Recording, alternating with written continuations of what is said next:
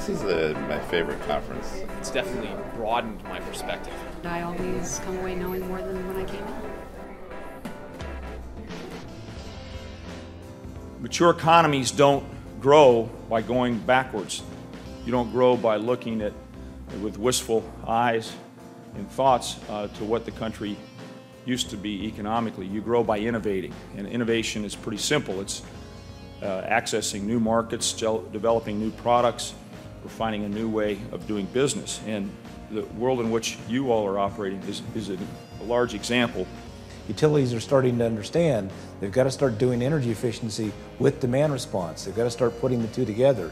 They have to go all in one system with the smart grid. It's got to be an integral part of the smart grid. You just can't, do a rebate for light bulbs or do a installation of an advanced meter or do this or do that. Transactionally, it's going to kill Joe if he sends the trucks out 5 times. You just want to do it once.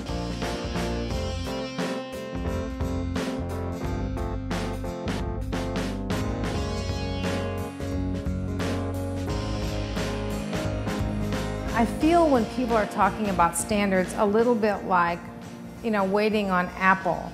Like if you wait to get the next iPhone, as soon as you buy that iPhone, it's going to be outdated. So I think as a state, we just made the decision, look, will it cost something? Absolutely. Is there a payback? Absolutely. And we just move forward. If you go back and look at what the president has said in various speeches and town halls, he's talked about the importance of a 21st century electric grid. He's talked about the importance of a smart grid, and he's talked about it as a whole system.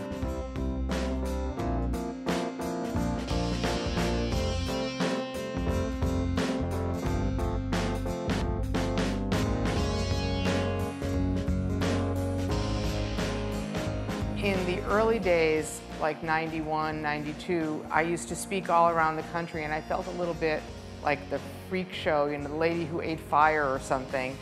Here's somebody who tries to get her customers to use less electricity, and I'd go to other parts of the country and explain why we did this. That just seemed so odd at that time. And now, really, it seems like efficiency and demand response are accepted on both sides of the aisle and around the country in both in bilateral and organized markets as a solution for customers that helps save money, helps reliability, helps the environment. So that's a big difference.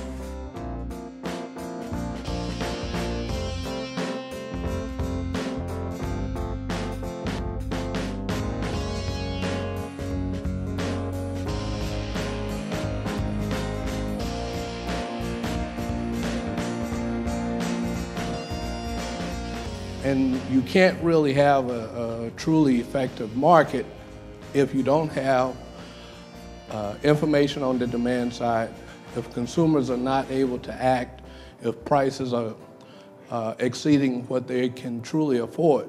Do you think that we may be looking at different types of rates for not just residential, commercial, industrial, but for subgroups within those categories? Is that something where we're evolving to?